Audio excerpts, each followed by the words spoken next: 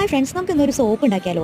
അപ്പോൾ അതിനായിട്ട് ഞാനിവിടെ തുളസി നിറച്ച് പൊട്ടിച്ച് വെച്ചിട്ടുണ്ട്. വീട്ടിൻ്റെ വീട്ടിൽ നിറച്ചുണ്ടായിരുന്നു. അപ്പോൾ ആ തുളസീനെ കഴുകി വാര വെച്ചിരിക്കുകയാണ്. അപ്പോൾ അതിനെ മിക്സിയുടെ ജാറിലിട്ട് ഇത്തിരി വെള്ളം ഒഴിച്ചിട്ട് നന്നായി അരച്ച് പേസ്റ്റാക്കി എടുത്തിട്ടുണ്ട്. അതിൻ്റെ ചാറൊക്കെ ഊറ്റിയെടുത്തിരിക്കുകയാണ്. ഊറ്റി ഈ ഒരു പരുവത്തിൽ ചാറൊക്കെ നമുക്ക് കിട്ടിയിരിക്കുകയാണ്. അപ്പോൾ അതവിടെ മാറ്റി വെച്ചു. ഇനി അടുത്ത പരിപാടി എന്താണെന്ന് വെച്ചാൽ ഇതാണ് സോപ്പ് ബേസ്. നമുക്ക് ഓൺലൈനിലൊക്കെ നമുക്ക് അവൈലബിൾ ആണ്. അപ്പോൾ ഞാനൊരു 3/4 ഭാഗത്തോളമാണ് ഞാൻ എടുത്തിട്ടുള്ളൂ. അപ്പോൾ എനിക്ക് അതുകൊണ്ട് ഒരു 10-12 സോപ്പൊക്കെ ഉണ്ടാക്കാൻ പറ്റിയിട്ടുണ്ടായിരുന്നു. അതിനിങ്ങനെ ചെറിയ ചെറിയ പീസസ് ആക്കി ഇങ്ങനെ കട്ട് ചെയ്തിട്ട് കാട്ടിത്തരാം.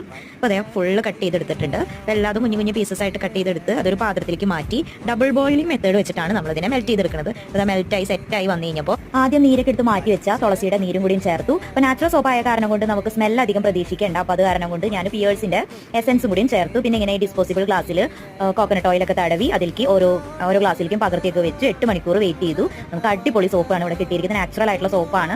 അപ്പോൾ എല്ലാവരും ട്രൈ ചെയ്ത് നോക്കുക. നല്ല സ്മെല്ലൊക്കെ ഉണ്ട്. എല്ലാവരും ട്രൈ ചെയ്ത്